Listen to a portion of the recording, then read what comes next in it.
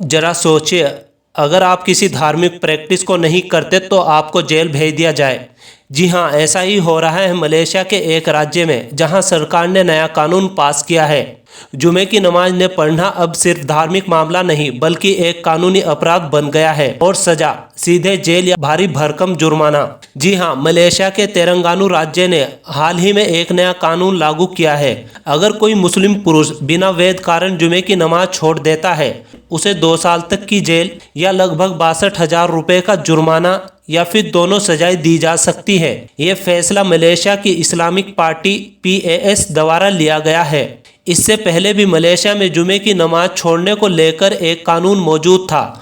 उस कानून के अनुसार अगर कोई व्यक्ति लगातार 3 बार जुमे की नमाज नहीं पढ़ता था तभी उसे सजा दी जाती थी। लेकिन अब नया बदलाव कहता है कि सिर्फ एक बार जुमे की नमाज छोड़ने पर भी सजा होगी, यानी नियम और ज्यादा सख्त कर दिए गए हैं। मलेशिया के तेलंगाना राज्य की कार्यकारी परिषद के सदस्य मोहम्मद खलील अब्दुल हादी का कहना है कि जुमे की नमाज केवल एक धार्मिक प्रतीक नहीं है बल्कि ये मुस्लिम समाज में अनुशासन और एकता का प्रतीक भी है।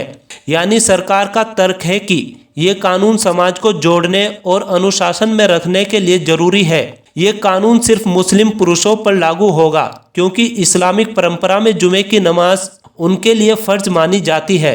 मलेशिया के तेलंगाना राज्य की आबादी लगभग 12 लाख है और यहाँ ज्यादातर मलय मुस्लिम रहते हैं, यानी वो लोग जो मलय जाति समूह से आते हैं और इस्लाम धर्म का पालन करते हैं। मलेशिया में इन्हें ही मूल निवासी और बहुसंख्यक समुदाय माना जाता है। दिलचस्प बात यह है कि तेलंगाना मलेशिया का एकलौता राज्य है जहां विधानसभा में कोई विपक्ष नहीं है।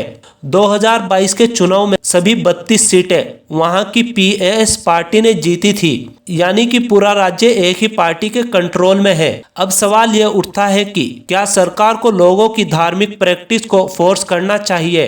क्या किसी की आस्था का मामला कानून के जरिए कंट्रोल किया जा सकता है? और क्या ये व्यक्तिगत स्वतंत्रता पर हमला है? कुछ लोग इसे धार्मिक अनुशासन कह रहे हैं जबकि बाकी लोग इसे व्यक्तिगत आज़ादी में बदलाव बता रहे हैं।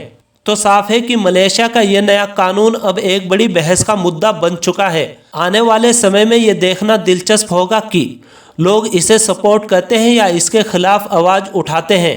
आप क्या सोचते हैं? क्या धार्मिक प्रैक्टिस को कानून से लागू करवाना सही है या ये व्यक्तिगत आस्था का मामला होना चाहिए?